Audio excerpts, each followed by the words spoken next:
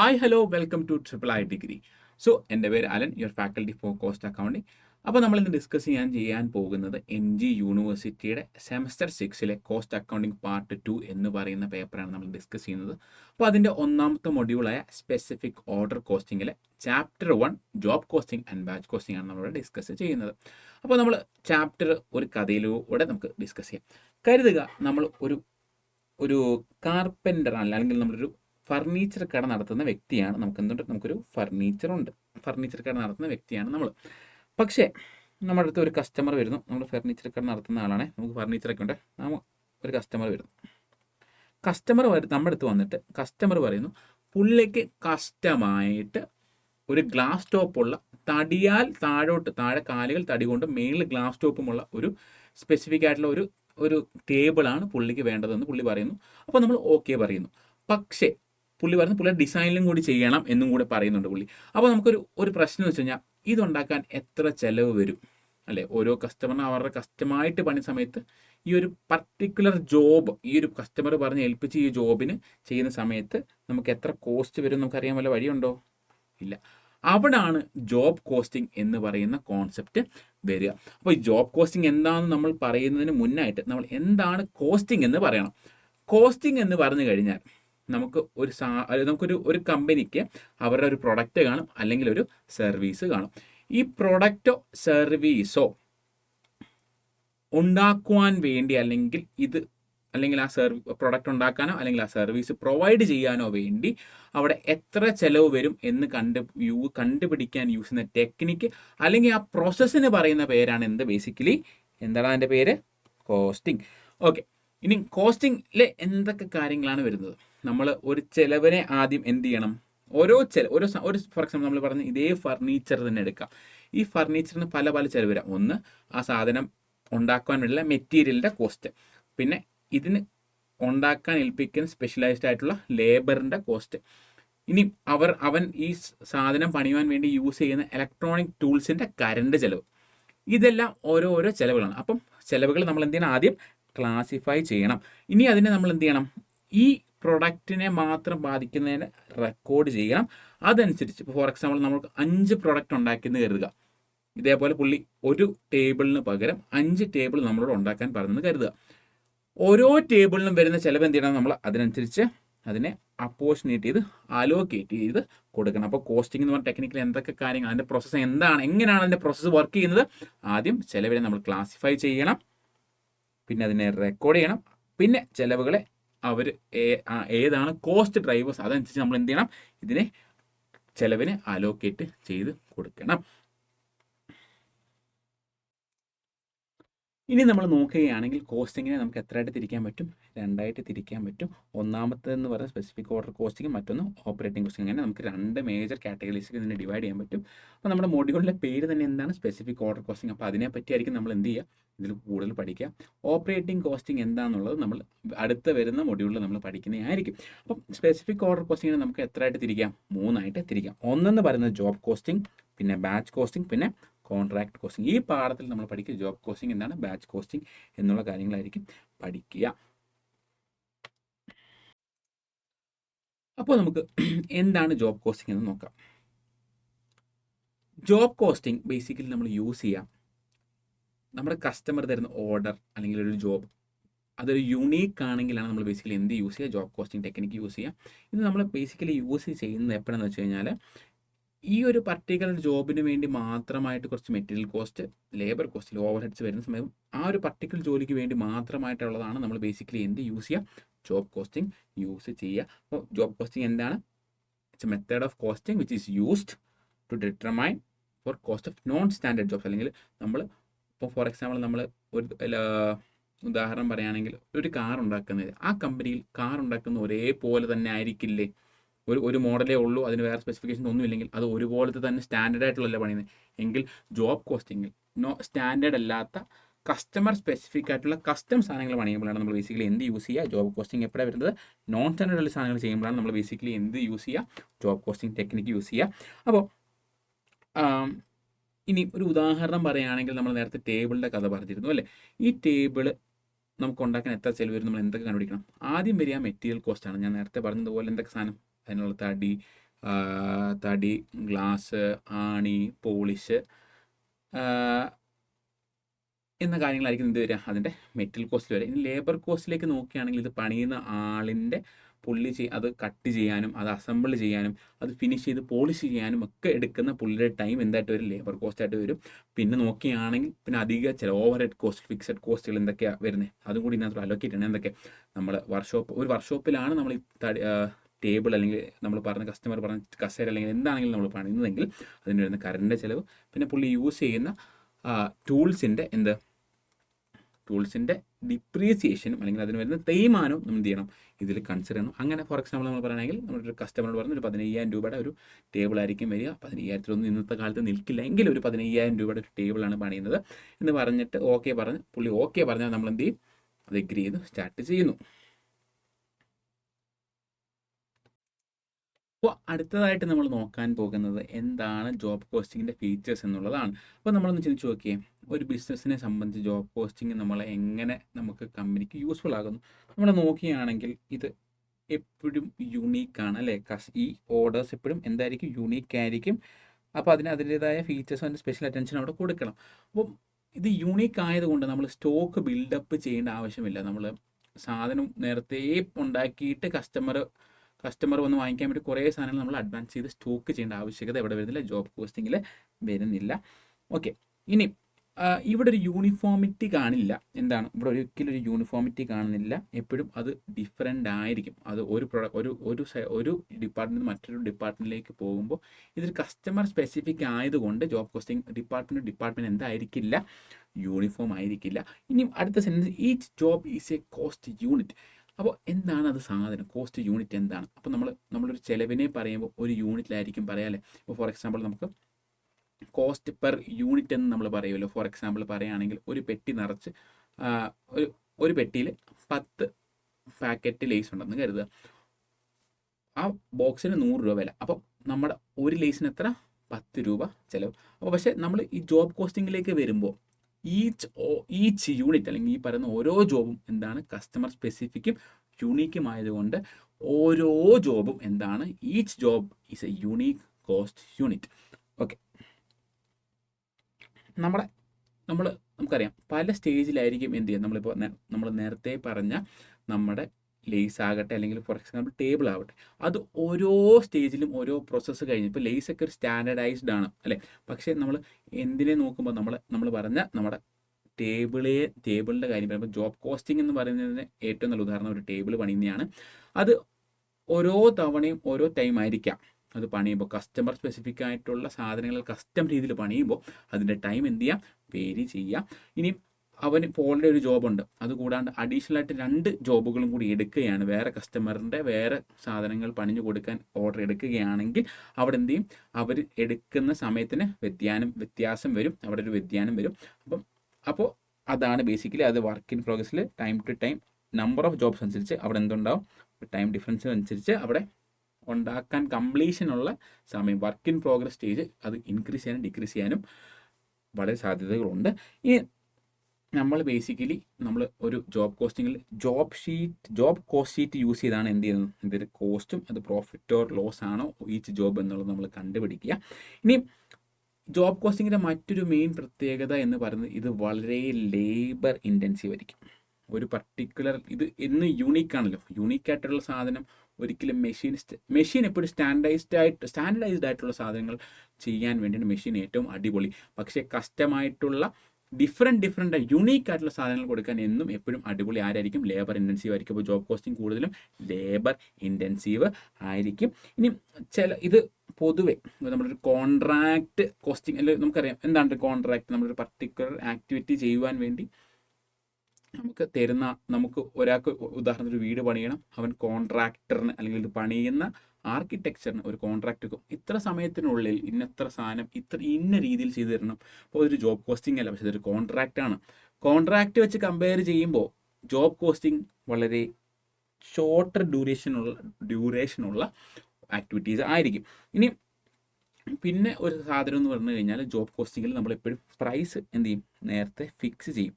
എങ്കിൽ മാത്രമേ നമ്മൾ എന്നിട്ട് എന്ത് ചെയ്യത്തുള്ളൂ, ഈ പ്രൊഡക്ഷൻ യൂണീക്കായിട്ടുള്ള സാധനങ്ങൾ ചെയ്യുമ്പോൾ പ്രൊഡക്ഷൻ്റെ ഓർഡേഴ്സ് ടേക്കപ്പ് ചെയ്യുകയുള്ളൂ. ഇനി അടുത്തതായിട്ട് ജോബ് കോസ്റ്റിങ്ങിൻ്റെ ഒബ്ജക്റ്റീവ്സും അഡ്വാൻറ്റേജും ഒന്നിച്ച് സിമ്പിളാക്കി നമുക്ക് പഠിച്ചാലോ. നമ്മൾ നോക്കുന്ന സമയത്ത് നമുക്കറിയാം ജോബ് കോസ്റ്റിങ്ങിൻ്റെ മെയിൻ ഒബ്ജക്റ്റീവ് എന്ന് പറയുന്നത് കോസ്റ്റ് കണ്ടുപിടിക്കാനും പ്രോഫിറ്റ്, ഓരോ ജോലിക്കും എത്രയാണ് കോസ്റ്റ് എത്രയാണ് പ്രോഫിറ്റ് എന്ന് കണ്ടുപിടിക്കുക എന്നുള്ളതിൻ്റെ മെയിൻ ഒബ്ജക്റ്റീവ്. അത് തന്നെയാണ് ഓരോ ജോലിക്കും എത്ര രൂപ ലാഭം ഉണ്ടാക്കാൻ പറ്റും എന്ന് പറയുന്നത് എന്താണ്, അതിൻ്റെ അഡ്വാൻറ്റേജ് ആണ്. അതിൻ്റെ ഒബ്ജക്റ്റീവ് എന്താണ്, പെട്ടെന്ന് കോസ്റ്റ് എത്ര പ്രോഫിറ്റ് എത്ര എന്ന് കണ്ടുപിടിക്കുക എന്നുള്ളത്. അതുപോലെ തന്നെ അതുകൊണ്ട് തന്നെ അഡ്വാൻറ്റേജ് എന്താ, എത്ര പ്രോഫിറ്റ് ഒരു ജോലി നമുക്ക് കിട്ടും എന്നുള്ള സാധനം കണ്ടുപിടിക്കാൻ നമുക്ക് എന്ത് ചെയ്യും, ഇത് നമ്മളെ വളരെ ഹെൽപ്പ് ചെയ്യും. ഇനി നമ്മൾ നോക്കുകയാണെങ്കിൽ നമ്മുടെ ജോബ് കോസ്റ്റിങ്ങിൻ്റെ മറ്റൊരു മെയിൻ ഒബ്ജക്റ്റീവ് എന്ന് പറയുന്നത് കോസ്റ്റിനെ കൺട്രോൾ ചെയ്യുക എന്നുള്ളത് തന്നെയാണ്. നമ്മുടെ ഒരു കമ്പനി നോക്കുമ്പോൾ ജോബ് കോസ്റ്റിംഗ് ഉള്ളത് കൊണ്ട് ഒബ്ജക്റ്റീവ് എന്താണ്, കോസ്റ്റിനെ കൺട്രോൾ ചെയ്യുക എന്നുള്ളതാണെങ്കിൽ കമ്പനിക്കൊരു അഡ്വാൻറ്റേജ് അല്ലേ, നമ്മുടെ കമ്പനിയുടെ ചിലവുകളെ കൺട്രോൾ ചെയ്യാൻ സഹായിക്കുന്നത്. അതുപോലെ തന്നെ എവിടെ നിന്നാണ് ചിലവ് വന്നത്, എങ്ങനത്തെ ചിലവാണ് കൂടുതൽ ആ പർട്ടിക്കുലർ ജോലിക്ക് ഇൻകർ ആയതോ അല്ല ഏത് ചിലവ് കാരണമാണ് ഈ ജോലിക്ക് കൂടുതൽ ചിലവ് വന്നത് എന്ന് കണ്ടുപിടിക്കാനും എന്ത് ഹെൽപ്പ് ചെയ്യും, നമ്മളെ ജോബ് കോസ്റ്റിംഗ് ഹെൽപ്പ് ചെയ്യും. ഇനി നമുക്ക് ഫ്യൂച്ചറിലേക്ക് പ്ലാൻ ചെയ്യാൻ ഒബ്ജക്റ്റീവാണ് പറയുന്നത്. ജോബ് കോസ്റ്റിങ്ങിൻ്റെ മറ്റൊരു ഒബ്ജക്റ്റീവാണ് ഫ്യൂച്ചറിലേക്ക് എപ്പോഴും പ്ലാൻ ചെയ്യാൻ, പ്രൊഡക്ഷനെ പ്ലാൻ ചെയ്യാൻ എന്ത് ചെയ്യണം, ജോബ് കോസ്റ്റിംഗ് ഹെൽപ്പ് ചെയ്യണം.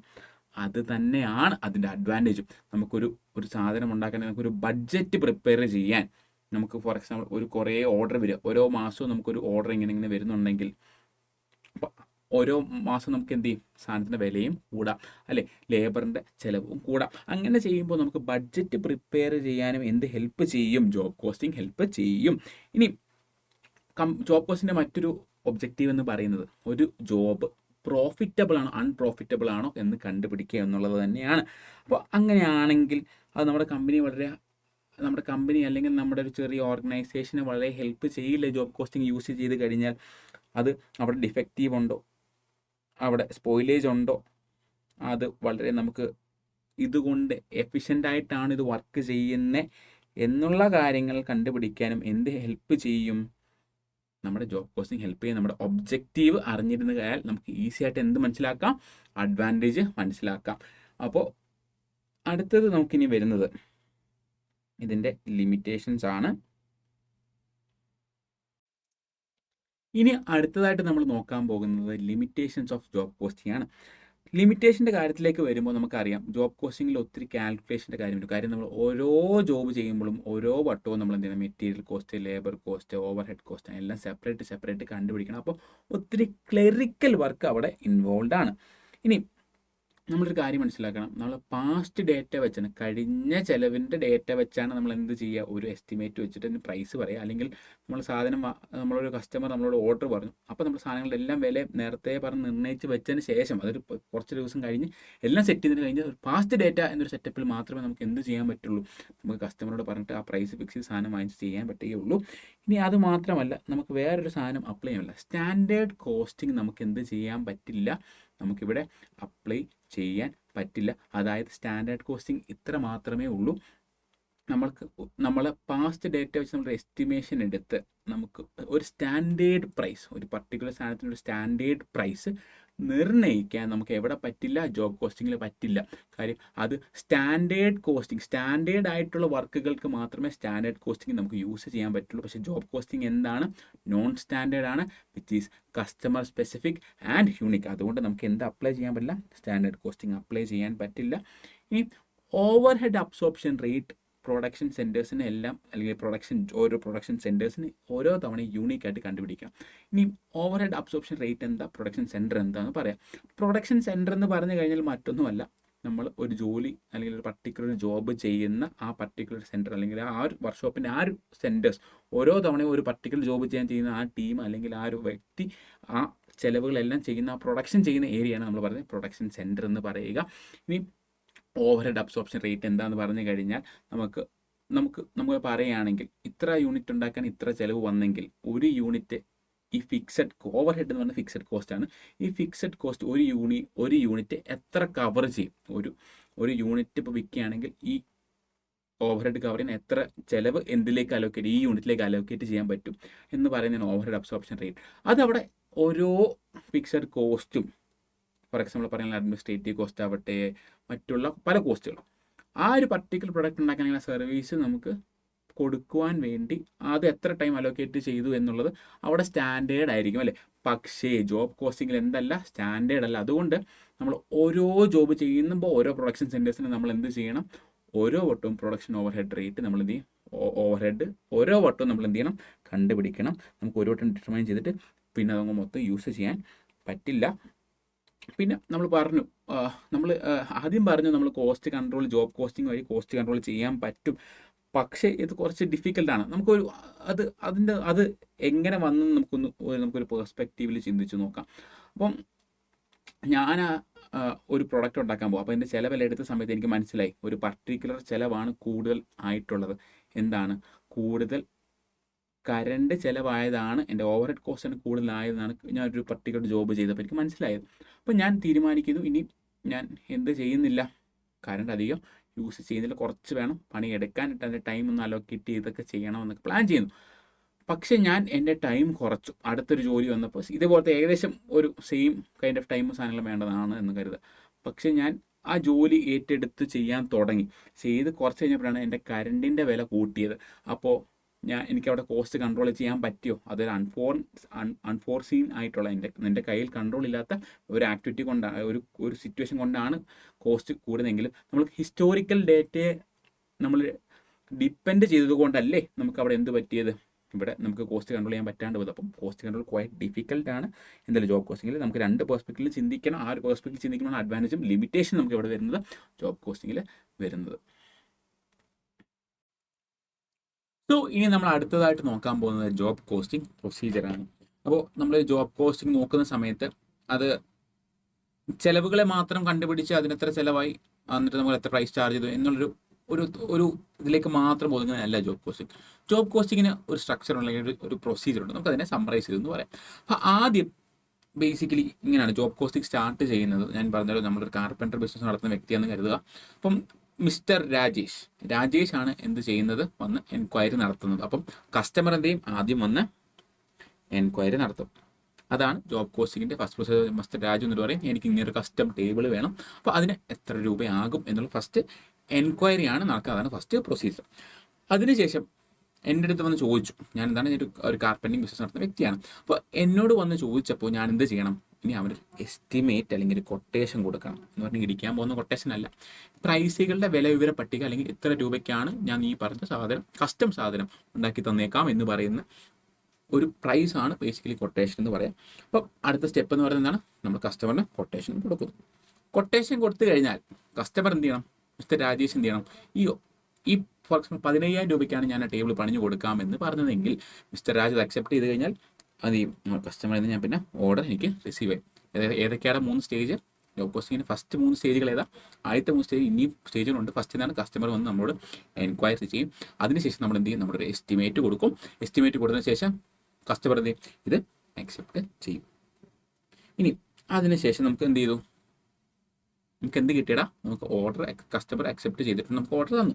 ശരി, ഇനി നമ്മൾ എന്ത് ചെയ്യണം, പ്രൊഡ്യൂസ് ചെയ്യാനുള്ള ഓർഡർ കൊടുക്കണം അല്ലേ. നമ്മൾ സെയിൽസ് ടീമാണ്, ഞാൻ സെയിൽസ് ആണ്. ഫോർ എക്സാമ്പിൾ ഞാനല്ല സാധനം ഉണ്ടാക്കുന്ന വേറെ വ്യക്തിയെ കൊടുത്താണ് ചെയ്യിപ്പിക്കുന്നെങ്കിൽ ആ പർട്ടിക്കുലർ ജോലി ചെയ്യാൻ എത്ര ചിലവായി എന്നുള്ളത് ഞാൻ എന്ത് ചെയ്യണം, ഒരു ഷീറ്റ് മെയിൻറ്റെയിൻ ചെയ്യണം. അപ്പോൾ ആ പ്രൊഡക്ഷൻ ഓർഡർ, അടുത്തത് എന്താണ്, പ്രൊഡക്ഷൻ ഓർഡറിൻ്റെ ഒരു ഫോർമാറ്റാണ് ഈ സ്ക്രീനിൽ കാണിച്ചേക്കുന്നത്. ജസ്റ്റ് നോക്കാം, പ്രത്യേകിച്ച് വലിയ കാര്യങ്ങളൊന്നുമില്ല. പ്രൊഡക്ഷൻ ഓർഡറിൻ്റെ കസ്റ്റമർ എന്താണ്, കസ്റ്റമറിന് എത്ര ക്വാണ്ടിറ്റിയാണ് വേണ്ടത് എന്നാ ഡേറ്റ് പറഞ്ഞേക്കുന്നത്, എന്ന് ഇതിൻ്റെ പരിപാടി എന്ന് നമ്മൾ സ്റ്റാർട്ട് ചെയ്യും, ഇന്നത്തേക്ക് കംപ്ലീറ്റ് ചെയ്യും,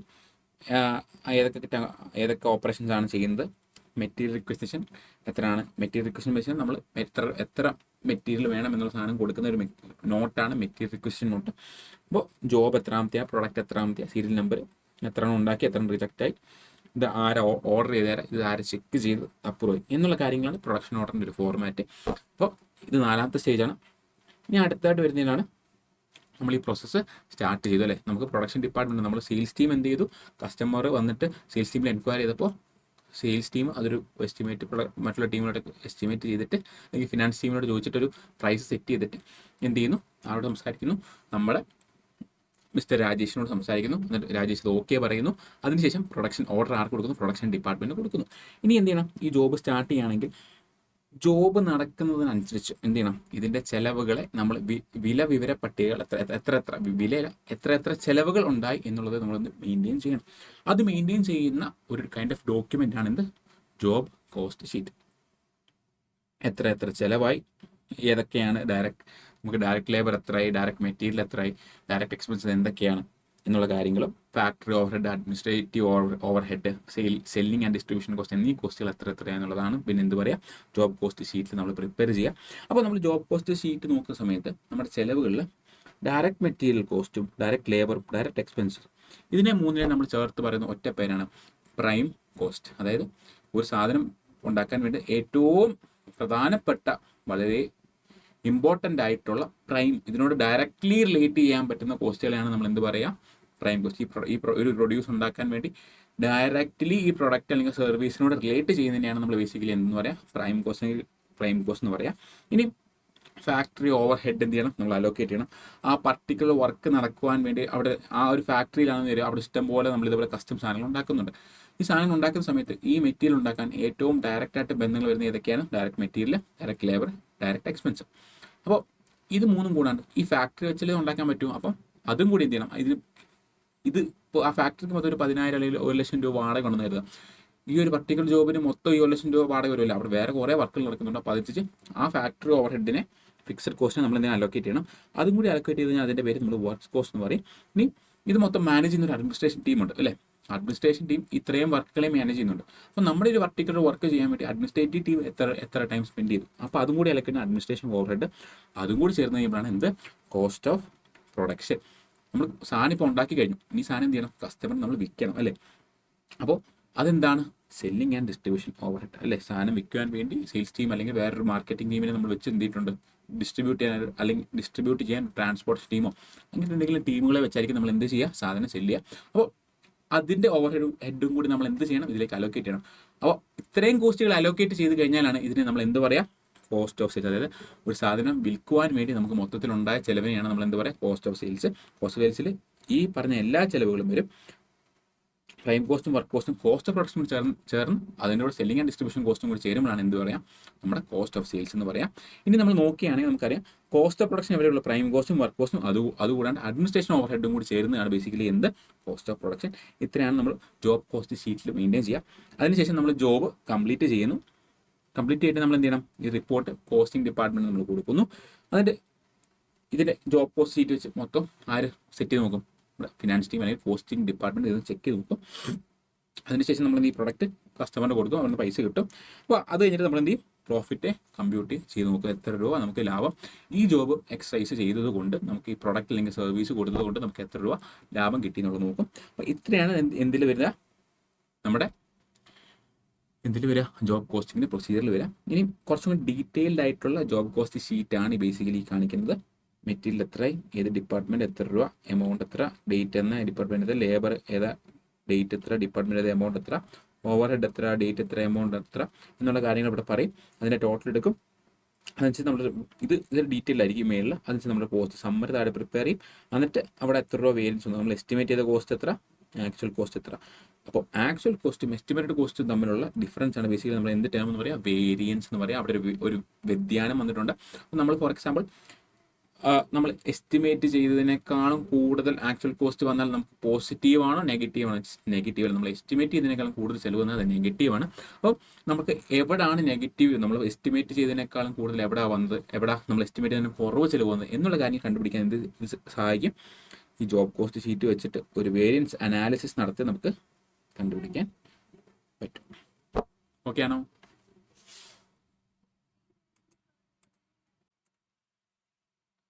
അങ്ങനെയാണെങ്കിൽ നമുക്ക് ഒരു ക്വസ്റ്റ്യൻ ചെയ്ത് ജോബ് കോസ്റ്റിംഗ് ഒന്ന് മനസ്സിലാക്കാം. ഓക്കെ, അപ്പോൾ ക്വസ്റ്റ്യൻ ഇത്രേ ഉള്ളൂ. തോഷിബ എന്ന് പറഞ്ഞൊരു കമ്പനി, അവിടെ നമുക്ക് തന്നിട്ടുണ്ട് estimated material cost 50,000, direct labour കോസ്റ്റും 10,000 തന്നിട്ടുണ്ട്. എങ്കിൽ നമുക്ക് പ്രൈം കോസ്റ്റ് കണ്ടുപിടിക്കാമല്ലോ. നമുക്ക് ഈ ഫോർമാറ്റ് നിങ്ങൾ ഓർക്കുന്നുണ്ടോ, ഞാൻ കാണിച്ച ഇത് നമ്മുടെ ജോബ് കോസ്റ്റ് ഷീറ്റിൻ്റെ ഒരു എലമെൻറ്റ് ഓഫ് കോസ്റ്റിൻ്റെ ഒരു ഫോർമാറ്റാണ്. ഡയറക്റ്റ് നമ്മൾ നേരത്തെ ഞാനിത് കാണിച്ചിരുന്നു. ഇത് നമുക്ക് വേണമെങ്കിൽ വീഡിയോ ബാക്കിലേക്ക് പോയി നിങ്ങൾക്ക് റെഫർ ചെയ്യാം. നമുക്ക് ക്വസ്റ്റ്യനിലേക്ക് കിടക്കാം.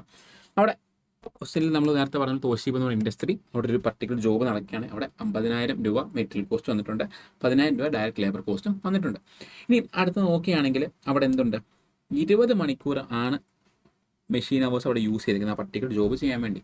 ആ മെഷീൻ 1 മണിക്കൂർ റൺ ചെയ്യുന്നതിന് ഏകദേശം 100 രൂപ ചിലവാണ് വരുന്നത്. ഓക്കെ, ഇനിയും അഡീഷണൽ വേറെ കുറച്ച് ഓവർ ഹെഡ്സിൻ്റെ കാര്യത്തിൽ കുറച്ച് ഡേറ്റാസ് തന്നിട്ടുണ്ട്.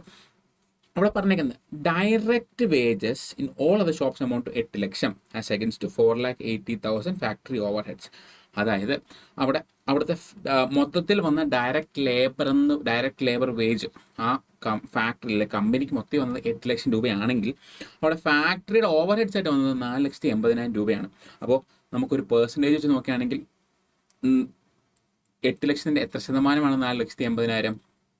60%. അതായത് 100 രൂപ നമ്മൾ ചിലവാക്കുകയാണെങ്കിൽ 60 രൂപ 100 രൂപ ഡയറക്റ്റ് വേജ് ആയിട്ട് നമ്മൾ കൊടുക്കുകയാണെങ്കിൽ നമുക്ക് 60 രൂപ എന്ത് വരും, ഫാക്ടറി ഓവർ ഹെഡ് വരുന്നത് പോലത്തെ ഒരു ഓവർ ഹെഡ് അബ്സോർപ്ഷൻ റേറ്റ് കണ്ടുപിടിക്കാൻ നമ്മൾ അതിനാണ് ആ സെൻറ്റൻസ് നമുക്ക് അവിടെ തന്നിരിക്കുന്നത്.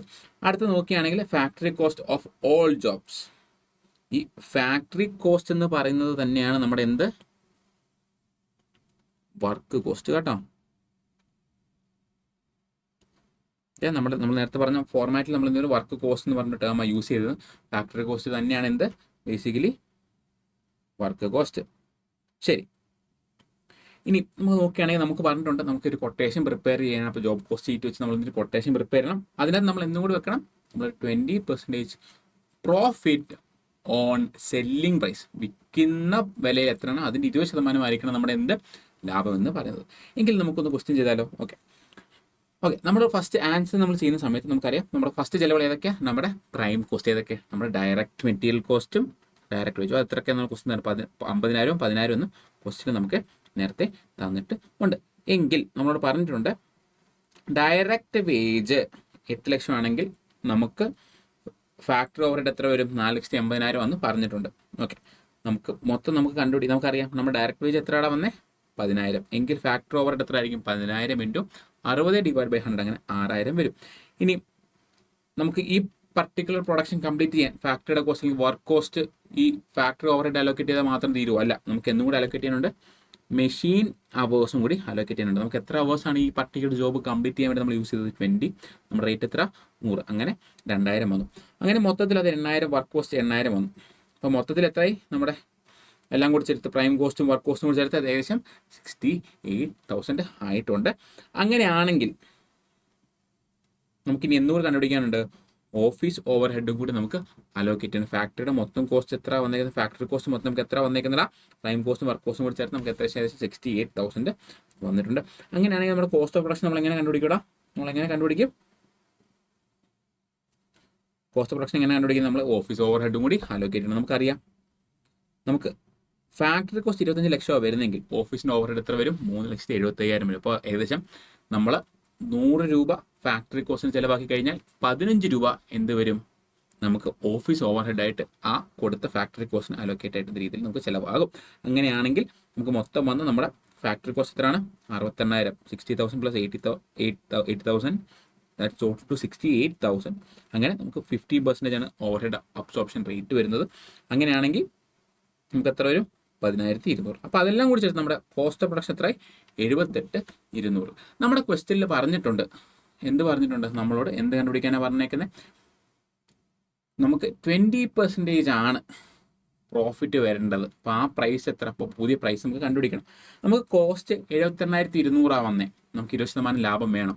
എന്തിൽ, കോസ്റ്റിൻ്റെ മണ്ടയ്ക്കല്ല, സെല്ലിംഗ് പ്രൈസിൽ ഒരു 100 രൂപ സെല്ലിംഗ് പ്രൈസ് വെച്ചാൽ അതിൽ 20 രൂപ ലാഭമായിരിക്കണം എന്ന് പറയുകയാണെങ്കിൽ നമ്മുടെ കോസ്റ്റ് എത്ര ശതമാനമാണ്, 80%. അതെ, അപ്പോൾ നമ്മുടെ കോസ്റ്റ് 78,200 ആണെങ്കിൽ അതെ സെല്ലിംഗ് പ്രൈസിന് എത്ര ശതമാനമായിരിക്കും, 80%. നമുക്ക് കണ്ടുപിടിക്കേണ്ട എത്ര ശതമാനമാണ് നമ്മുടെ പ്രോഫിറ്റ്, 20%. അപ്പോൾ അതെങ്ങനെ, 78,000 ഇൻറ്റു കണ്ടുപിടിക്കേണ്ട എത്ര ശതമാനം, 20% ഡിവൈഡ് ബൈ ഈ 78,200 എത്ര ശതമാനമാണ്, 80%. അങ്ങനെ 78,200 ഇൻറ്റു 20 ഡിവൈഡ് ബൈ 8 ചെയ്യുമ്പോൾ നമുക്ക് 19,550 കിട്ടും. അങ്ങനെ രണ്ടും കൂടി ചേർത്ത് മൊത്തത്തിൽ നമുക്ക് നമ്മുടെ പുതിയ സെല്ലിംഗ് കോട്ടഡ് പ്രൈസ് എന്ന് പറഞ്ഞാൽ നമുക്ക് കണ്ടുപിടിക്കാനുള്ള ആൻസർ എത്രയായിരുന്നു, 97,750. സോ അപ്പോൾ നമുക്ക് രണ്ടാമത്തെ ഇലിസ്ട്രേഷനിലേക്ക് നമുക്ക് കിടക്കാം. അപ്പോൾ ഈ ഇലിസ്ട്രേഷനിൽ 3 ഡിപ്പാർട്ട്മെൻറ്റ്സ് വഴി ആണ് ഒരു ജോബ് 303 എന്ന് പറയുന്ന ജോബ് കംപ്ലീറ്റ് ആവുന്നതിനെ പറ്റിയാണ് പറയുന്നത്. അപ്പോൾ ഇതിൻ്റെ ജോബ് കോസ്റ്റ് ഷീറ്റ് അല്ലെങ്കിൽ അതുകൊണ്ട് നമ്മുടെ സെല്ലിംഗ് പ്രൈസ് കണ്ടുപിടിക്കാനാണ്, കോസ്റ്റും കണ്ടുപിടിക്കണം, അതുപോലെ തന്നെ സെല്ലിംഗ് പ്രൈസും കണ്ടുപിടിക്കാനാണ് നമുക്ക് ഈ ക്വസ്റ്റിൻ്റെ റിക്വയർമെൻറ്റ്. നമ്മൾ ഏത് ക്വസ്റ്റ്യൻ ചെയ്യുമ്പോൾ നമ്മൾ ആദ്യം ചെയ്യണം റിക്വയർമെൻറ്റ് വായിക്കണം, എന്നിട്ട് വേണം ബാക്കി എൻ്റെ ഉള്ളടക്കങ്ങൾ വായിച്ചു നോക്കാൻ. അപ്പോൾ നമുക്ക് നോക്കാം. ഇവിടെ നമുക്കറിയാം, ഫോർ എക്സാമ്പിൾ ഒരു കമ്പ്യൂട്ടർ പ്രൊഡ്യൂസ് ചെയ്യുന്ന കമ്പനിയെന്ന് കരുതുക, ഉദാഹരണം HP ഡെല്ലോ. അവിടെ എന്ത് സാധനം ഉണ്ടാകും, ഇപ്പോൾ ലാപ്ടോപ്പ് ഉണ്ടാക്കണമെങ്കിൽ പോലും ആദ്യം ഇവർ കമ്പോണൻസ് എടുക്കണം. അത് ഡിപ്പാർട്ട്മെൻറ്റ് A കമ്പോണൻസ് സെറ്റ് ചെയ്യും, പിന്നെ ഡിപ്പാർട്ട്മെൻറ്റ് B ആയിരിക്കും ഇതെല്ലാം അസംബിൾ ചെയ്യുന്നത്, പിന്നെ ഡിപ്പാർട്ട്മെൻറ്റ് C ആയിരിക്കും ഇതെല്ലാം പാക്ക് ചെയ്യുന്നത്. അപ്പോൾ ഓരോ ഡിപ്പാർട്ട്മെൻറ്റും അവരുടേതായ ടൈം അവിടെ സ്പെൻഡ് ചെയ്താൽ മാത്രമേ എന്ത് ചെയ്യത്തുള്ളൂ, ഈ പർട്ടിക്കുലർ ജോബ് കംപ്ലീറ്റ് ആകുകയുള്ളൂ. ഓക്കെ, അങ്ങനെയാണെങ്കിൽ ഇവിടെ പറയുന്നു ഇവിടെ നമുക്ക് ഈ ജോബ് നമ്പർ 303. അപ്പോൾ മെറ്റീരിയൽ എത്ര രൂപ ചിലവാക്കുന്നുണ്ട്? ഡിപ്പാർട്ട്മെൻറ്റ് A 60 മണിക്കൂർ ഈ ഒരു പരിപാടിക്ക് വേണ്ടി സ്പെൻഡ് ചെയ്യുന്നു. ഡിപ്പാർട്ട്മെൻറ്റ് B 40 ഇത് 10 അല്ലെങ്കിൽ 40 ഫിക്സ് ചെയ്ത 40 അവർ സ്പെൻഡ് ചെയ്യുന്നു. ഡിപ്പാർട്ട്മെൻറ്റ് C 20 അവേഴ്സ് സ്പെൻഡ് ചെയ്യുന്നു. ഓക്കെ, അപ്പോൾ ഈ മെറ്റീരിയലും വേജും വെച്ച് നമുക്ക് എന്ത് കണ്ടുപിടിക്കാൻ പറ്റും? പ്രൈം കോസ്റ്റ് കണ്ടുപിടിക്കാൻ പറ്റും. പിന്നെ വരുമ്പോൾ ഓവർഹെഡ് എക്സ്പെൻസസ് എങ്ങനെയാണ്, വേരിയബിൾ ഓവർഹെഡ്സ് എങ്ങനെ അലോക്കേറ്റ് ചെയ്യേണ്ടതെന്നുള്ളത് ഏകദേശം ഒരു സാധനം കൊടുത്തിട്ടുണ്ട്. അപ്പോൾ ആ ഡിപ്പാർട്ട്മെൻറ്റ് എയിൽ മൊത്തം അവർക്ക് വന്നിരിക്കുന്ന വേരിയബിൾ ഓവർഹെഡ്സ് ഇത്രയാണ്. പക്ഷേ നമ്മൾ അത് ഇത്ര അവേഴ്സിന് വേണ്ടിയാണ് അത്ര രൂപ ചിലവ് വന്നത് എങ്കിൽ, പക്ഷേ നമ്മൾ ഈ പർട്ടിക്കുലർ ജോബിന് ചെയ്യാൻ വേണ്ടി എത്ര മണിക്കൂർ സ്പെൻഡ് ചെയ്തിട്ടുള്ളൂ എങ്കിൽ അതനുസരിച്ച് വേണം എന്ത് ചെയ്യാൻ, ഇത് അലോക്കേറ്റ് ചെയ്യാൻ. അങ്ങനെ വന്നിട്ടുണ്ട്. പിന്നെ ഫിക്സഡ് ഓവർഹെഡിൻ്റെ വന്നിട്ടുണ്ട്. ഓക്കെ, എങ്കിൽ നമുക്ക് നേരെ കാൽക്കുലേഷൻ പോകാം. അതിന് മുന്നേ നിങ്ങൾ ഇതൊന്ന് കുറച്ച് നേരം പോസ് ചെയ്തിട്ട് എന്ത് ചെയ്യണം, നിങ്ങളൊന്ന് സ്വന്തമായി ട്രൈ ചെയ്ത് നോക്കണം. അതിനുശേഷം മാത്രമേ നിങ്ങൾ എന്ത് ചെയ്യാവുള്ളൂ, ഞാൻ ഇനി പറയാൻ പോകുന്ന എക്സ്പ്ലനേഷൻ കേട്ട് നോക്കാൻ പാടുള്ളൂ. ഇൻ കേസ് നിങ്ങൾക്ക് കിട്ടുന്നില്ലെങ്കിൽ നിങ്ങൾക്ക് എന്ത് ചെയ്യാം, ഈ വീഡിയോ കണ്ടിന്യൂ ചെയ്തിട്ട് അതിലേക്ക് പോകാം. ഓക്കെ, നമുക്കൊന്ന് ആൻസർ ഡിസ്കസ് ചെയ്യാവേ. ശരി, നമുക്ക് നോക്കുന്ന സമയത്ത് ഞാൻ പറഞ്ഞല്ലോ, ആദ്യം നമുക്ക് മെറ്റീരിയൽ ക്വസ്റ്റ്യനിൽ ഡയറക്റ്റ് തന്നിട്ടുണ്ടായിരുന്നു. അപ്പോൾ ആ മെറ്റീരിയൽ കോസ്റ്റ് എത്രയായിരുന്നു? 4010 രൂപ. നമ്മൾ അതേപോലെ എഴുതുന്നു. ഇനി വേജിൻ്റെ കാര്യത്തിൽ വരുമ്പോൾ നമ്മൾ പറഞ്ഞിരുന്നു ക്വസ്റ്റ്യനിൽ ഡിപ്പാർട്ട്മെൻറ്റ് A 60 മണിക്കൂർ സ്പെൻഡ് ചെയ്യുന്നുണ്ട്. എത്ര രൂപ? അപ്പം ഡിപ്പാർട്ട്മെൻറ്റ് Aയിൽ എത്ര റേറ്റ്? 3 രൂപ. ഡിപ്പാർട്ട്മെൻറ്റ് Bയിൽ എത്ര? 2 രൂപ.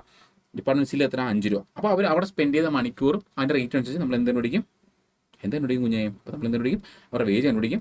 അതിനുശേഷം നമ്മളിനി പ്രൈം കോസ്റ്റ് നമ്മൾ കണ്ടുപിടിച്ചു. മൊത്തം നമുക്ക് 4370 രൂപ എന്ന് നമ്മൾ കണ്ടുപിടിക്കും. അതിനുശേഷം നമുക്കറിയാം വേരിയബിൾ ഓവർഹെഡ് വന്നിട്ടുണ്ട് എന്ന് ക്വസ്റ്റ്യനിൽ പറയുന്നുണ്ട് അല്ലേ? അങ്ങനെയാണെങ്കിൽ ഡിപ്പാർട്ട്മെൻറ്റ് A, ഞാൻ ക്വസ്റ്റ്യനിലേക്ക് പോകാം. ഡിപ്പാർട്ട്മെൻറ്റ് A 5000 രൂപയാണ് വേരിയബിൾ ഓവർഹെഡ്, ഫിക്സഡ് എക്സ്പെൻസിൽ വേരിയബിൾ ഓവർഹെഡ് ഡിപ്പാർട്ട്മെൻറ്റ് Aക്ക് മൊത്തത്തിൽ വന്നത് 5000 രൂപയാണ്. അവിടെ ആ ഡിപ്പാർട്ട്മെൻറ്റ് A സ്പെൻഡ് ചെയ്തത് 5000 മണിക്കൂറുകളാണ്. എങ്കിൽ ഡിപ്പാർട്ട്മെൻറ്റ് Aയിൽ ഒരു മണിക്കൂറിന് എത്ര രൂപയാണ് വേരിയബിൾ ഓവർഹെഡ് വന്നിരിക്കുന്നത്? 1 രൂപ. അങ്ങനെയാണ് ഡിപ്പാർട്ട്മെൻറ്റ് Aയിൽ ഈ പർട്ടിക്കുലർ ജോബിന് വേണ്ടി എത്ര മണിക്കൂർ സ്പെൻഡ് ചെയ്തേ? 60 മണിക്കൂർ. അങ്ങനെയാണെങ്കിൽ എത്ര രൂപ വരുടാ?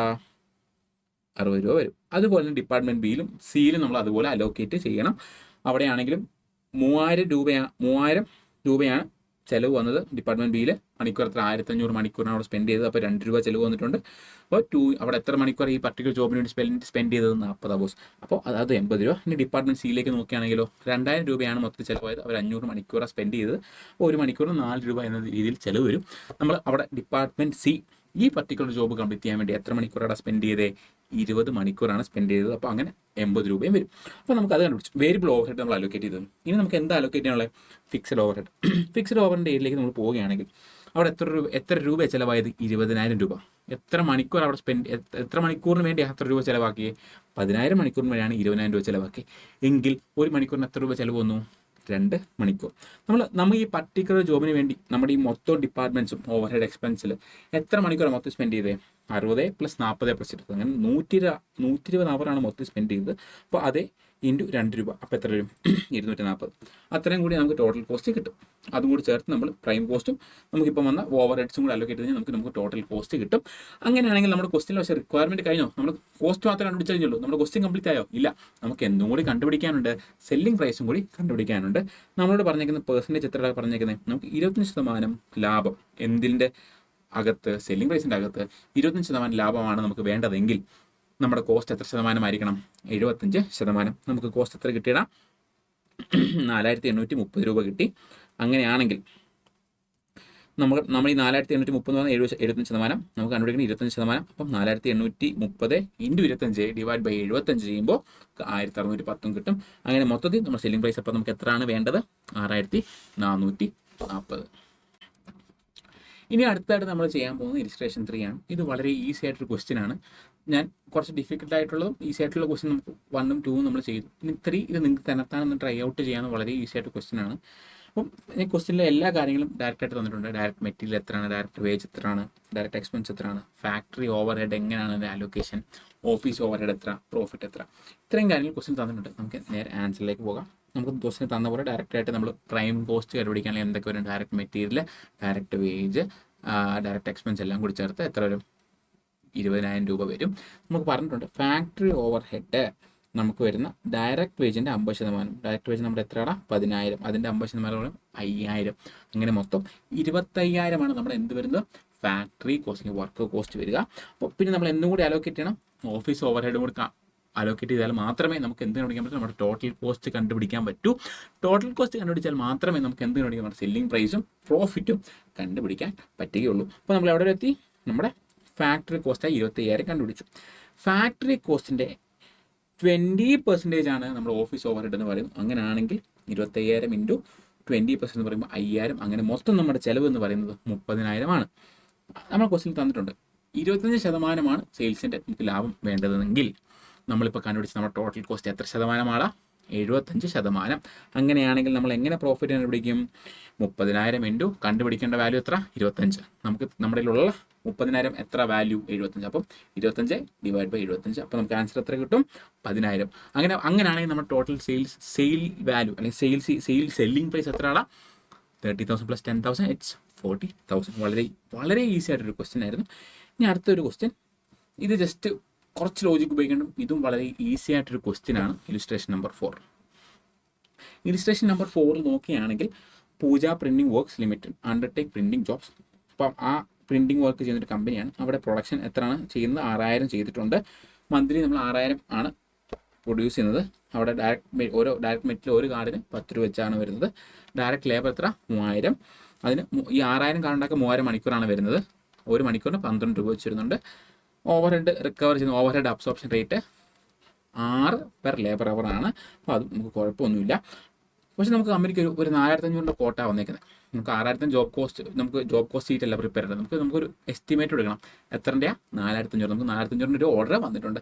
അങ്ങനെയാണെങ്കിൽ നമുക്ക് 6,000 കാർഡ് ഉണ്ടാക്കുന്നതിൻ്റെ ഡേറ്റ നമ്മുടെ ഉണ്ട്. എങ്കിൽ നമ്മൾ ഈ 4,500 എങ്ങനെ കണ്ടുപിടിക്കും, അത് ഈസിയാണ്, വളരെ ഈസിയാണ്. അപ്പോൾ നമുക്ക് ആദ്യം എന്ത് ചെയ്യാം, പ്രൈം കോസ്റ്റ് കണ്ടുപിടിക്കാം. പ്രൈം കോസ്റ്റ് എത്ര, ഡയറക്റ്റ് മെറ്റീരിയൽ ഒരു കാർഡിന് എത്ര രൂപയാണ് നമ്മൾ ക്വസ്റ്റ്യനിൽ പറഞ്ഞേക്കുന്നത്, 10 രൂപ. അപ്പം 4,500 ഇൻറ്റു 10, അപ്പോൾ എത്ര കിട്ടും, 45,000.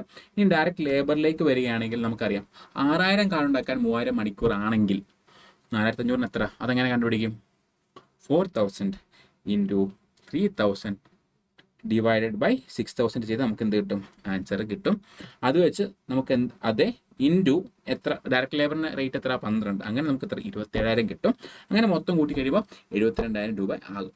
അപ്പോൾ നമുക്കങ്ങനെ പ്രൈം കോസ്റ്റും കിട്ടും. ഇനി നമുക്ക് എന്ത് കണ്ടുപിടിക്കണം, ഓവർ ഹെഡും കൂടി അലോക്കേറ്റ് ചെയ്യുന്നുണ്ട് അല്ലേ. ഓവർ ഹെഡ് എങ്ങനെ നമ്മൾ അലോക്കേറ്റ് ചെയ്യുന്നത്, നമുക്കറിയാം 6 പെർ ലേബർ അവർ. നമുക്ക് മൊത്തം വന്ന ലേബർ അവർ എത്ര, 4,500 ഡിവൈഡ് ബൈ 6,000 ഇൻറ്റു 3,000 ചെയ്യുമ്പോൾ 2,250 വരും. നമുക്ക് ഓവർ ഹെഡ് അബ്സോർപ്ഷൻ റേറ്റ് എത്രയാണ്, 6 രൂപ. അപ്പോൾ നമുക്ക് എത്ര കിട്ടി, 13,500. അങ്ങനെ ടോട്ടൽ കോസ്റ്റ് എത്രയാണ്, 13,500. നേരത്തെ ഉണ്ടായിരുന്ന 72,000 കൂടെ കൂട്ടുമ്പോൾ 85,500 ആയി. അങ്ങനെയാണെങ്കിൽ നമുക്കറിയാം പ്രോഫിറ്റ് എത്ര ശതമാനമാണ് എന്ന് കണ്ടുപിടിക്കാൻ നമ്മൾ പറഞ്ഞേക്കുന്നത്, നമ്മുടെ ക്വാർട്ടർ പ്രൈസിൻ്റെ 10% നമ്മൾ മിനിമം എങ്കിലും നമുക്ക് ലാഭം വേണമെന്ന് പറഞ്ഞേക്കുന്നത്. അങ്ങനെയാണെങ്കിൽ ടോട്ടൽ കോസ്റ്റ് എത്ര ശതമാനമായിരിക്കും, 90% ആയിരിക്കും. പ്രോഫിറ്റ് എത്ര ശതമാനമായിരിക്കും, 10% അങ്ങനെയാണ് 85,500 ഇൻറ്റു 10 ഡിവൈഡ് ബൈ 90 ചെയ്ത് നമുക്ക് എത്ര, 9,500 കിട്ടും. അങ്ങനെയാണെങ്കിൽ നമ്മുടെ ക്വാർട്ടർ ജോബ് പ്രൈസ് അല്ലെങ്കിൽ സെല്ലിംഗ് പ്രൈസ് എത്ര ആയിരിക്കും, 95,000. സോ അടുത്തതായിട്ട് നമ്മൾ ഡിസ്കസ് ചെയ്യാൻ പോകുന്നത് ബാച്ച് കോസ്റ്റിങ്ങിനെ പറ്റിയാണ്. നമ്മൾ മുൻപ് പറഞ്ഞ ജോബ് കോസ്റ്റിങ്ങിൻ്റെ ഒരു മോഡിഫൈഡ് വെർഷനാണ് ബാച്ച് കോസ്റ്റിംഗ്, അല്ലെങ്കിൽ ഒരു സ്പിൻ ഓഫ് എന്ന് വേണം നമുക്ക് പറയാം. അപ്പോൾ ജോബ് കോസ്റ്റിങ്ങിൽ എന്താണ്, യുണീക്കായിട്ടുള്ള പ്രൊഡക്ട്സിനെ അല്ലെങ്കിൽ കസ്റ്റമായിട്ടുള്ള യുണീക്ക് പ്രൊജക്ട്സ് കംപ്ലീറ്റ് ചെയ്യാൻ വേണ്ടിയാണ് നമ്മൾ അതിൻ്റെ കോസ്റ്റും പ്രോഫിറ്റും അസർട്ടൈൻ ചെയ്യാൻ വേണ്ടിയാണ് നമ്മൾ എന്ത് യൂസ് ചെയ്യുന്നത്, ജോബ് കോസ്റ്റിംഗ് യൂസ് ചെയ്യുന്നത്. എങ്കിൽ ബാച്ച് കോസ്റ്റിങ്ങിലേക്ക് വരികയാണെങ്കിൽ ബാച്ച് കോസ്റ്റിംഗ് ഐഡൻറ്റിറ്റിക്കൽ ആയിട്ടുള്ള പ്രൊഡക്ട്സ് അല്ലെങ്കിൽ സിമിലർ ആയിട്ടുള്ള പ്രൊഡക്ട്സിൻ്റെ കോസ്റ്റും പ്രോഫിറ്റും അസർട്ടൈൻ ചെയ്യാൻ വേണ്ടിയാണ് ബേസിക്കലി നമ്മൾ എന്ത് യൂസ് ചെയ്യുക, ബാച്ച് കോസ്റ്റിംഗ് യൂസ് ചെയ്യുക. ഒരു ഉദാഹരണം എന്ന് പറയുകയാണെങ്കിൽ ഒരു ബേക്കറിയിൽ 1000 കുക്കീസ് ഉണ്ടാക്കുന്നുണ്ട്. അപ്പോൾ ഈ 1000 കുക്കീസിൻ്റെ ലോട്ട് ഓഫ് അല്ലെങ്കിൽ എത്രയും ഒരു ബാച്ച് ഓഫ് കുക്കീസ് നമ്മൾ കോസ്റ്റിംഗ് അതായത് കോസ്റ്റും പ്രോഫിറ്റും അസെർട്ടൈൻ ചെയ്യാൻ യൂസ് ചെയ്യുകയാണെങ്കിൽ അത് ബാച്ച് കോസ്റ്റിംഗ് ആയിരിക്കും ഇവിടെ നമ്മൾ യൂസ് ചെയ്യുക. ഞാനിവിടെ ലോട്ട് എന്ന് പറഞ്ഞ ഒരു ടേം യൂസ് ചെയ്തു. അതെ, അപ്പം എക്സാമിന് ലോഡ് കോസ്റ്റിംഗ് എന്നോ ബാച്ച് കോസ്റ്റിംഗ് എന്ന് പറഞ്ഞാൽ രണ്ടും എന്താണ്, സെയിം തന്നെയാണ്. ലോഡ് കോസ്റ്റിങ്ങിന് ബാച്ച് കോസ്റ്റിങ്ങിൻ്റെ ഡെഫിനിഷൻ നിങ്ങൾ എഴുതിയാൽ മതിയാകും. ഇനി അടുത്തതായിട്ട് നമ്മൾ പറയാൻ പോകുന്നത് ഒബ്ജക്റ്റീവ്സ് ഓഫ് ബാച്ച് കോസ്റ്റിംഗ്. ഒരു കമ്പനിയെ സംബന്ധിച്ച് ഒരു കമ്പനി ബാച്ച് കോസ്റ്റിംഗ് എന്തുകൊണ്ട് യൂസ് ചെയ്യുന്നു, അല്ലെങ്കിൽ ആ ബാച്ച് കോസ്റ്റിംഗ് ടെക്നിക് കമ്പനി എങ്ങനെ ഹെൽപ്പ് ചെയ്യുന്നു എന്നുള്ള കാര്യങ്ങളാണ് ഒബ്ജക്റ്റീവ്സ് ബാച്ച് കോസ്റ്റിംഗിൽ നമ്മൾ ഡിസ്കസ് ചെയ്യുക. അതിൽ 3 പോയിന്റ്സ് ആണ് നമുക്ക് ഇന്ന് ഡിസ്കസ് ചെയ്യാനുള്ളത്. ഒന്നാമത്തേതെന്ന് പറഞ്ഞു കഴിഞ്ഞാൽ ഈ ഒരു ബാച്ച് ഉണ്ടാക്കുന്ന ചിലവ്, അതിൻ്റെ ലാഭം എത്രയാണെന്ന് കണ്ടുപിടിക്കാൻ എന്ത് ഹെൽപ്പ് ചെയ്യും, ബാച്ച് കോസ്റ്റിംഗ് ഹെൽപ്പ് ചെയ്യും. അപ്പോൾ പറയുകയാണെങ്കിൽ നമുക്ക് പല പല ചിലവുകളുണ്ടല്ലോ, ഈ എല്ലാ ചിലവുകളും സമ്മറൈസ് ചെയ്തിട്ട് ഒരു ഉദാഹരണം പറയുകയാണെങ്കിൽ കുക്കീസ്, നമ്മളൊരു 1000 കുക്കീസ് സെല് ചെയ്യാൻ പോകാം, അതിൻ്റെ മൊത്തം ചിലവ് 200 രൂപയാണ് നമ്മൾ കണ്ടുപിടിച്ചു എങ്കിൽ അത് $1 വിൽക്കാൻ പ്ലാൻ ചെയ്യാൻ നമുക്ക് പറ്റിയാൽ വളരെ നല്ലതല്ല. നേരത്തെ പ്ലാൻ ചെയ്ത് ഒരു കസ്റ്റമർ നമുക്ക് ഓർഡർ തരുമോ, നമ്മൾ ഇത്രയും ബാച്ചായിട്ട് ഉണ്ടാക്കുമ്പോൾ നമുക്ക് എന്ത് ചെയ്യാം, കോസ്റ്റ് മിനിമൈസ് ചെയ്യാൻ പറ്റും. അപ്പോൾ എത്ര രൂപയ്ക്ക് നമുക്ക് വിൽക്കാൻ പറ്റും, അല്ലെങ്കിൽ ഫോർ എക്സാമ്പിൾ ആ $1 വരെ അവൻ പറയാം, കസ്റ്റമർ നമ്മളോട് പറയാം, സാധാരണ നിങ്ങൾ റീറ്റെയിൽ $1 കൊടുക്കുന്നത്, എനിക്ക് എത്ര രൂപ ഡിസ്കൗണ്ട് തരാൻ പറ്റും എന്ന് ചോദിക്കുകയാണെങ്കിൽ നമുക്കൊരു 75 സെൻസിന് കൊടുക്കാൻ പറ്റിയാൽ അടിപൊളിയല്ലേ അല്ലേ. കാര്യം നമുക്ക് മൊത്തത്തിൽ എത്ര ചിലവ് വരുന്നുള്ളൂ, 200 വരുന്നുള്ളൂ 1000 ഉണ്ടാക്കാൻ വേണ്ടി അല്ലേ. അപ്പോൾ നമുക്ക് എത്ര രൂപ ലാഭം വന്നു. അപ്പം നമുക്ക് ആ കോസ്റ്റ് ഇത്ര ഒരു ബാച്ചായിട്ട് ഉണ്ടാക്കുമ്പോൾ കോസ്റ്റ് എത്ര വരുന്നത് നേരത്തെ അസെർട്ടൈൻ ചെയ്ത് കഴിഞ്ഞാൽ നമുക്ക് പ്രോഫിറ്റും പ്രൈസ് സെറ്റിങ്ങിന് എന്ത് ഹെൽപ്പ് ചെയ്യും, ബാച്ച് കോസ്റ്റിംഗ് നമ്മളെ ഹെൽപ്പ് ചെയ്യും. ഇനി രണ്ടാമത്തെ നോക്കുകയാണെങ്കിൽ എന്താണ്, കൺട്രോൾ ഓവർ കോസ്റ്റ്. ചിലവുകളെ കൺട്രോൾ ചെയ്യാൻ ആര് ഹെൽപ്പ് ചെയ്യുന്നു, ബാച്ച് കോസ്റ്റിംഗ് ഹെൽപ്പ് ചെയ്യുന്നു. ഒരു സിമ്പിൾ ഉദാഹരണം പറയുകയാണെങ്കിൽ നമ്മൾ ഓരോ ബാച്ചിനും എത്ര രൂപകൾ ചിലവാകുന്നുണ്ട് എന്നൊരു പാറ്റേൺ ട്രെൻഡ് എടുക്കുകയാണെങ്കിൽ നമുക്ക് മനസ്സിലാവുന്നു നമ്മുടെ പാക്കിംഗ് കോസ്റ്റ് കൂടുതലാണ്. അപ്പം നമുക്ക് എന്ത് ചെയ്യും, ഇങ്ങനെ പാക്കിംഗ് കോസ്റ്റ് കൂടുതലാണെന്ന് കണ്ടുപിടിക്കാൻ നമുക്ക് പറ്റിയാൽ നമുക്കൊരു ആൾട്ടർനേറ്റീവ് ചൂസ് ചെയ്യാൻ അത് ഹെൽപ്പ് ചെയ്യില്ലേ. ഇതിന് പകരമായി വില കുറഞ്ഞ ഒരു പാക്കേജിങ്ങിലേക്ക് മാറാനോ എക്കോ ഫ്രണ്ട്ലി ആയിട്ടൊരു പാക്കേജിങ്ങിലോട്ട് മാറാനോ ഒരു ഇൻഡയറക്റ്റ് ആയിട്ടൊരു ഇൻഫോർമേഷൻ അല്ലെങ്കിൽ കമ്പനിക്ക് വാല്യൂ ആഡ് ചെയ്യുന്ന അതേപോലത്തെ ഇൻഫർമേഷൻ നമുക്ക് ഇവിടെ ജനറേറ്റ് ചെയ്യാൻ പറ്റും, ബാച്ച് കോസ്റ്റിംഗ് യൂസ് ചെയ്ത് കണ്ടുപിടിക്കാൻ പറ്റും. ഇനി അടുത്തതാണ് പറയുന്നത് എക്കണോമിക് ബാച്ച് ക്വാണ്ടിറ്റി അല്ലെങ്കിൽ EBQ. ഇനി EBQ എന്താണെന്ന് പറഞ്ഞു കഴിഞ്ഞാൽ സിമ്പിളി പറഞ്ഞാൽ നമ്മൾ ബാച്ചായിട്ട് ഉണ്ടാക്കുന്നല്ലേ, നമ്മൾ ഒറ്റ പീസോ 2 പീസോ അല്ല, നമ്മളൊരു പർട്ടിക്കുലർ കൈൻഡ് ഓഫ് ബാച്ചാണ്.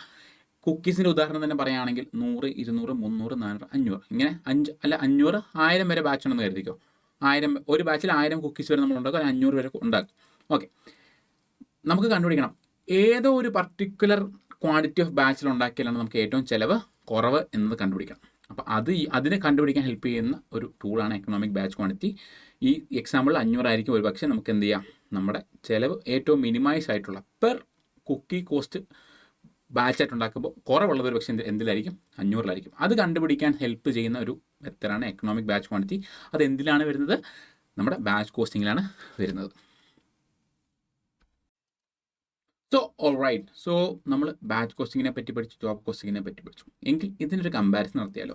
നമ്മൾ ജോബ് കോസ്റ്റിങ്ങിലേക്ക് വരികയാണെങ്കിൽ ഫസ്റ്റ് ഒരു പോയിന്റ് എന്ന് പറയാൻ നമുക്ക് ഒരു പക്ഷേ പറയാം, ഒന്ന് കസ്റ്റമൈസ്ഡ് ആയിട്ടുള്ള സ്പെസിഫിക് ആയിട്ടുള്ള ആളുകൾക്ക് വേണ്ടിയായിരിക്കും ചെയ്യുക. എങ്കിൽ മറ്റേത് സിമിലർ ആയിട്ടുള്ള പ്രോഡക്റ്റ്സ് സെല് ചെയ്യാൻ വേണ്ടിയായിരിക്കും നമ്മൾ എന്ത് ചെയ്യുന്ന സമയത്താണ് ബാച്ച് കോസ്റ്റിംഗ് യൂസ് ചെയ്യുക. ആർക്കാ നമ്മൾ യൂസ് ചെയ്യുന്നത്, ജോബ് കോസ്റ്റിംഗ്. സ്പെസിഫിക് ആയിട്ടുള്ള കസ്റ്റമായിട്ടുള്ള ജോലികൾ ചെയ്യാൻ വേണ്ടി നമ്മൾ ജോബ് കോസ്റ്റിംഗ് യൂസ് ചെയ്യുന്നു. എങ്കിൽ സിമിലർ ആയിട്ടുള്ള ഒരു ബാച്ചായിട്ട് പ്രൊഡക്റ്റ് അല്ലെങ്കിൽ സ്റ്റോക്ക്, ഒരു ആൻറ്റിസിപ്പേറ്റഡ് ഡിമാൻഡിന് വേണ്ടി കുറച്ച് സ്റ്റോക്ക് സെറ്റ് ചെയ്യുന്ന സമയത്താണ് നമ്മൾ എന്ത് യൂസ് ചെയ്യുക, ബാച്ച് കോസ്റ്റിംഗ് യൂസ് ചെയ്യാം. ഇനി കോസ്റ്റ് യൂണിറ്റ്, നമ്മൾ കോസ്റ്റ് ഓരോ ചിലവിനെ ഓരോ യൂണിറ്റ് ആയിട്ട് എടുക്കുമ്പോൾ നമ്മൾ യൂസ് ചെയ്യുന്ന കോസ്റ്റ് യൂണിറ്റ്, ജോബ് കോസ്റ്റിങ്ങിൽ ജോബും ബാച്ച് കോസ്റ്റിങ്ങിൽ ബാച്ചുമായിരിക്കും നമ്മുടെ കോസ്റ്റ് യൂണിറ്റ് ആയിട്ട് നമ്മൾ യൂസ് ചെയ്യുക. നമ്മൾ എക്കണോമിക് ബാച്ച് ക്വാണ്ടിറ്റിയുടെ കാര്യം ബാച്ച് കോസ്റ്റിങ്ങിൽ പറഞ്ഞു അല്ലേ. അവിടെ എത്ര ഒരു പർട്ടിക്കുലർ ബാച്ച് ക്രിയേറ്റ് ചെയ്താലാണ് ഇത്ര കുക്കീസ് അല്ലെങ്കിൽ ഇത്ര ആൾക്കാർ അല്ലെങ്കിൽ ഇത്ര പ്രൊഡക്ട്സ് കണ്ടെയ്ൻ ചെയ്യുന്ന ഒരു ബാച്ച് ക്രിയേറ്റ് ചെയ്യാൻ നമുക്ക് എത്ര രൂപ ലാഭിക്കാൻ പറ്റും, അല്ലെങ്കിൽ ഏറ്റവും കോസ്റ്റ് മിനിമൈസ് ചെയ്യാൻ പറ്റും എന്നുള്ള സാധനം നമ്മൾ എവിടെ പറഞ്ഞു, ബാച്ച് കോസ്റ്റിങ്ങിൽ പറഞ്ഞു. അങ്ങനൊരു സാധനം എന്തിലില്ല, ജോബ് കോസ്റ്റിങ്ങിൽ. There is no economic number of jobs so as to kind of reduce cost. അത് എവിടെ ഇല്ല, ജോബ് കോസ്റ്റിങ്ങിൽ ഇല്ല. ഇനി അടുത്തത് പറയുകയാണെങ്കിൽ നമ്മൾ ജോലികൾ ജോബ് കോസ്റ്റിങ്ങിൽ സെപ്പറേറ്റ് ഓരോ ജോലിക്കും സെപ്പറേറ്റ് ആയിട്ടായിരിക്കും നമ്മൾ എന്ത് ചെയ്യുക, ഓരോ പ്രൊഡക്ഷൻ നടത്തുക. എങ്കിൽ ബാച്ച് കോസ്റ്റിങ്ങിൽ ഓരോ ബാച്ചിനായിരിക്കും നമ്മൾ എന്ത് ചെയ്യുക, പ്രൊഡക്ഷൻ നടത്തുക. ഓക്കെ, ഇനി നമുക്ക് നമ്മുടെ പ്രൊഡക്ഷൻ ഒന്ന് ഒപ്റ്റിമൈസ് ചെയ്താലോ.